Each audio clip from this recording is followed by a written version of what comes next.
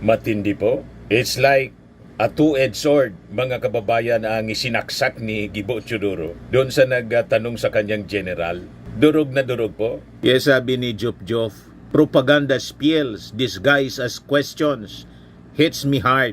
I-viral po ninyo ito, mga kababayan, na short video published by our National Defense, Department of National Defense, para malaman ng buong mundo kung gaano katigas, tatapang, mga kababayan, ang ating gobyerno, ang ating Defense Secretary sa kanyang paninindigan to defend our territory, tulad ng tigas ng paninindigan, mga kababayan, ng ating Pangulong Bongbong Marcos.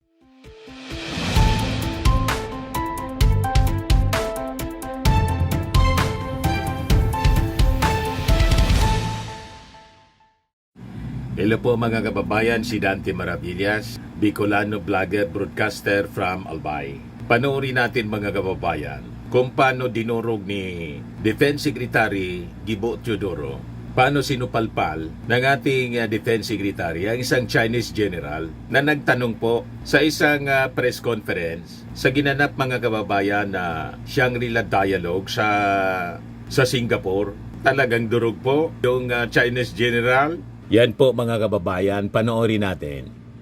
The U.S. Secretary of State Marco Rubio said that the Russian-Ukraine war is a proxy war between nuclear powers and needs to be ended. And meanwhile, the United States is selling more arms to this region and setting up more military bases in the Philippines. So, if the proxy war in Europe needs to be ended, are you concerned that a proxy war in Asia might be launched? Thank you. Now, to our Chinese interlocutors, I shall address you collectively. And thank you for the propaganda spills disguised as questions.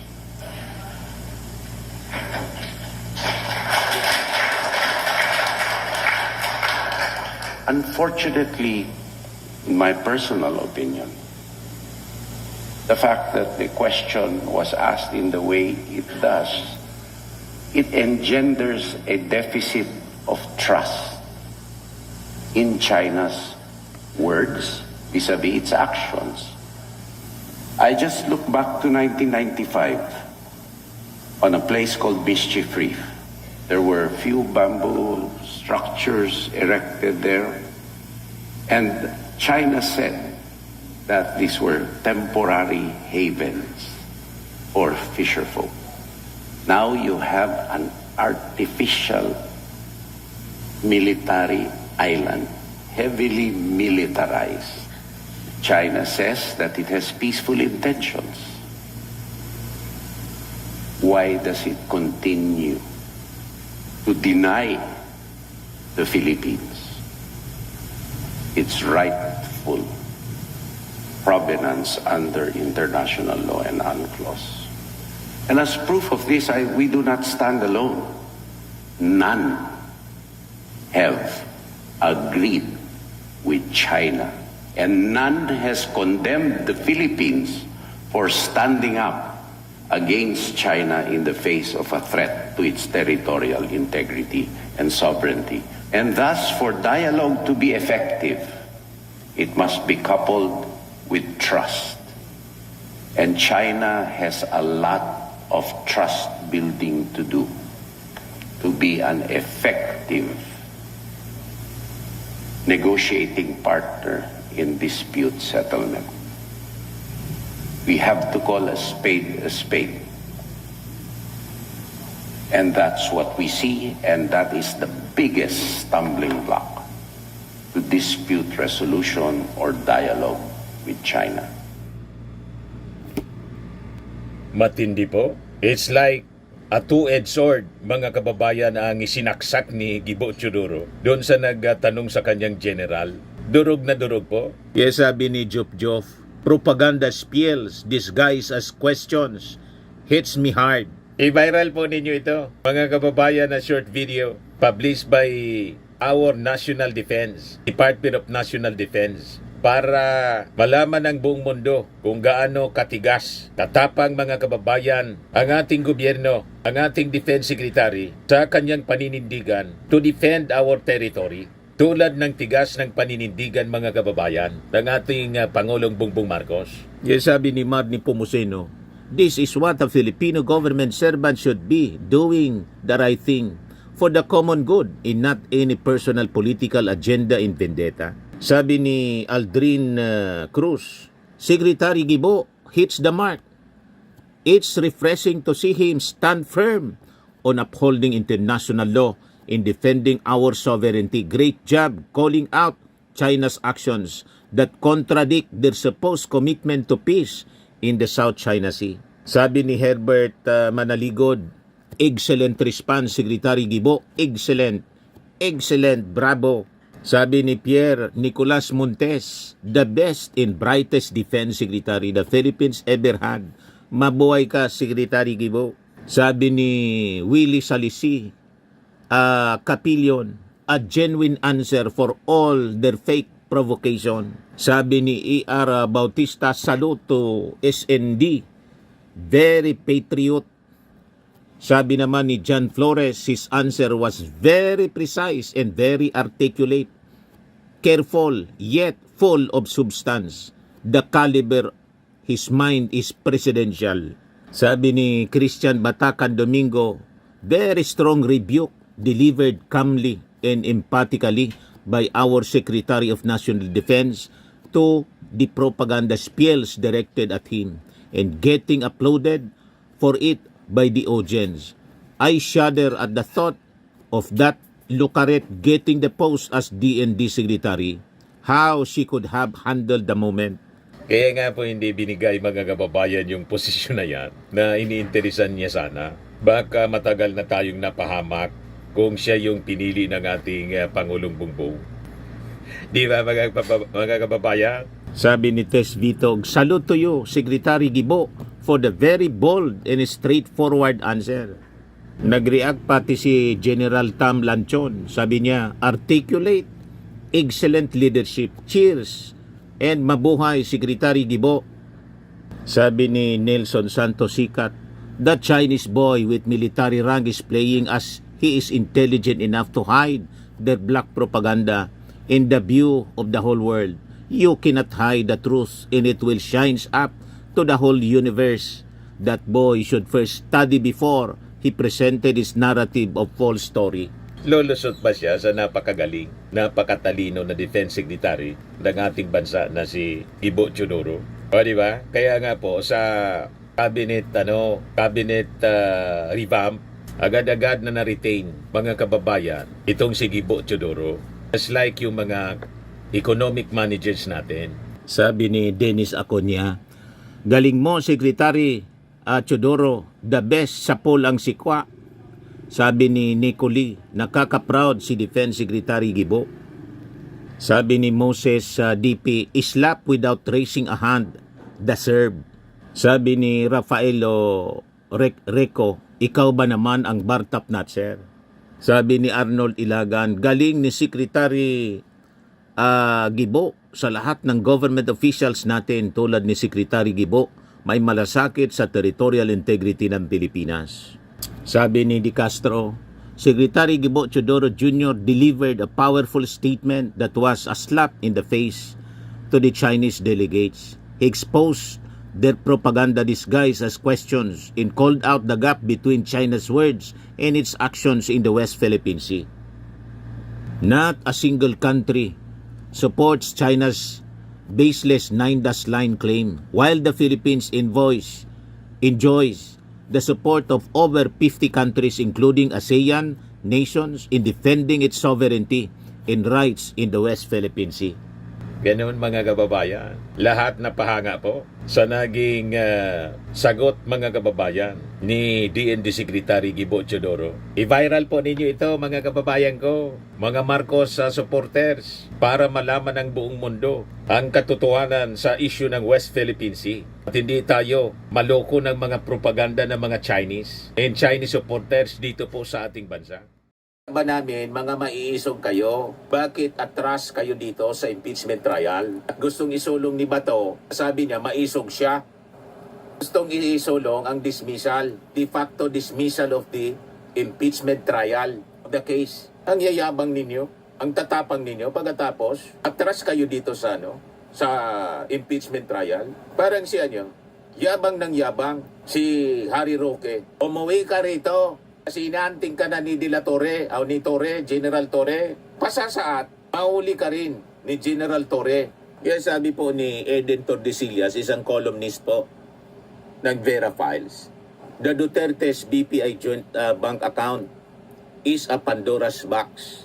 Once opened, it is expected to reveal anomalies more appalling than what the House Quadcom hearings have uncovered.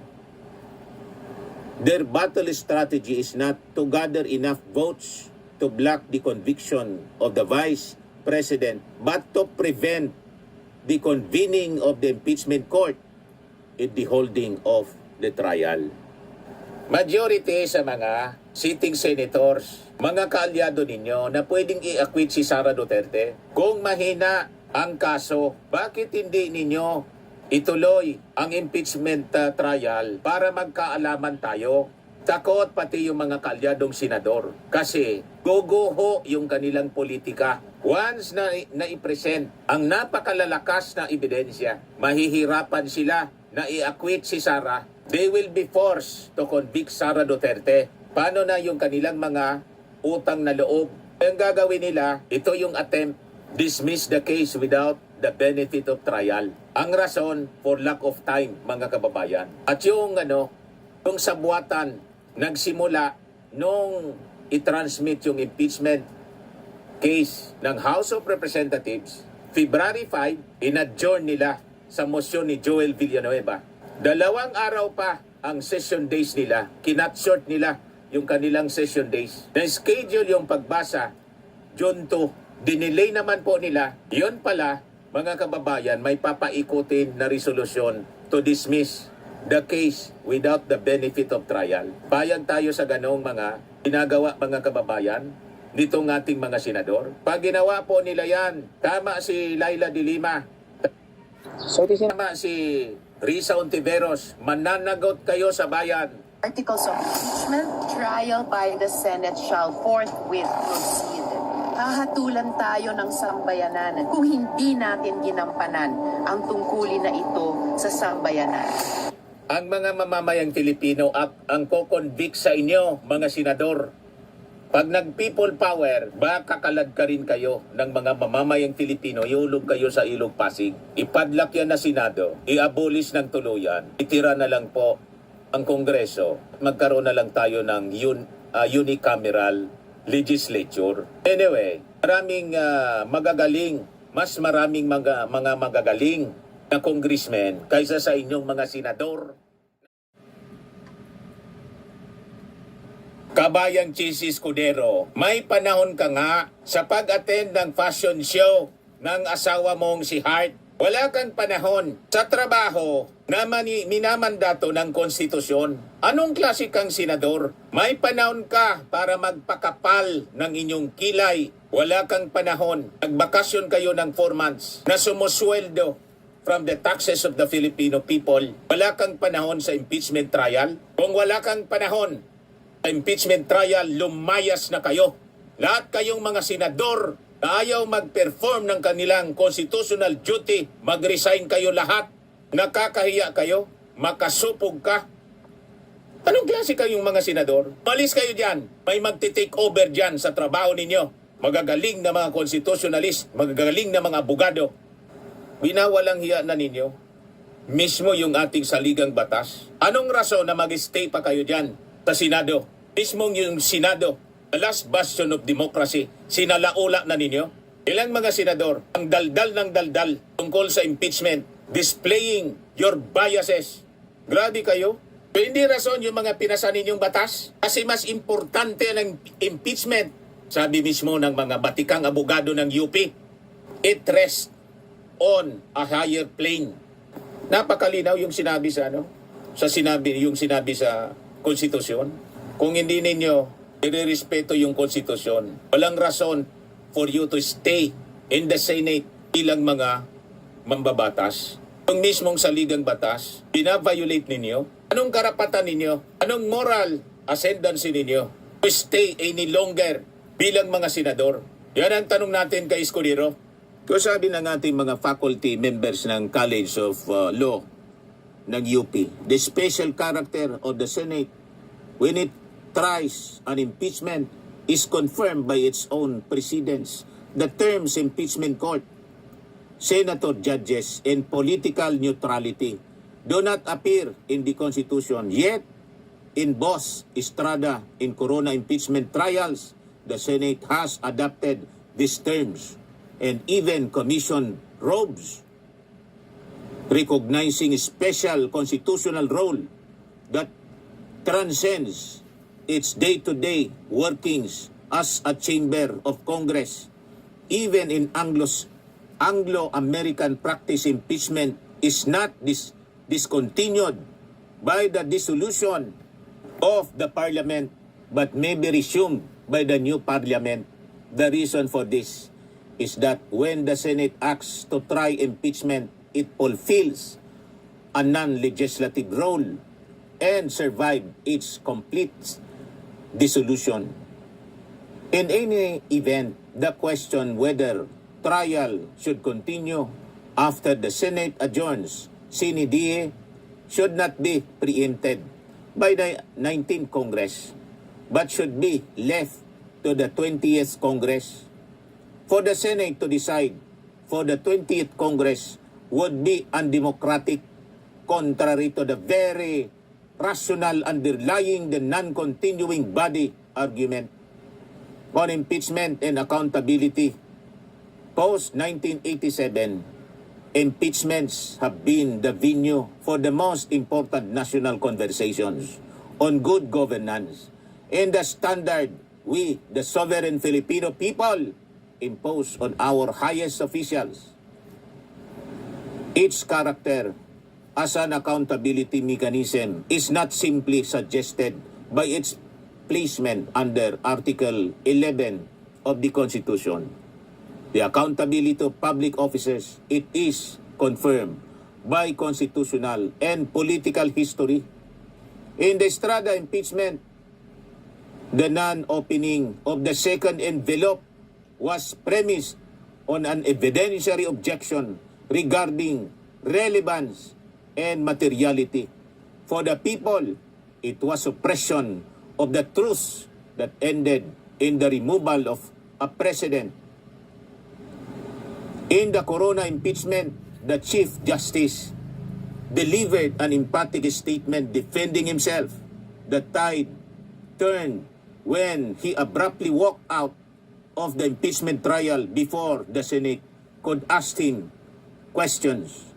While every initiations of impeachment is understandably controversial, if not divisive, the people eventually congregate around the impeachment court to find the truth, the whole truth, in nothing but the truth about serious disqualifying allegations against its highest public servants. Kaya tatandaan po ninyo, Bato de la Rosa, Chis Escudero, lulusob dyan sa Senado para kayo ang tanggalin. Lahat kayong mga senador na nangwawalang hiya sa ating saligang batas. Ayaw ninyo ng santong dasalan. Gagamit ang taong bayan with supreme over you ng puwersa tulad ng nangyaring people power. Tumakas na lang si Erap Estrada, ginamit ang Ilog Pasig para hindi siya magulpi.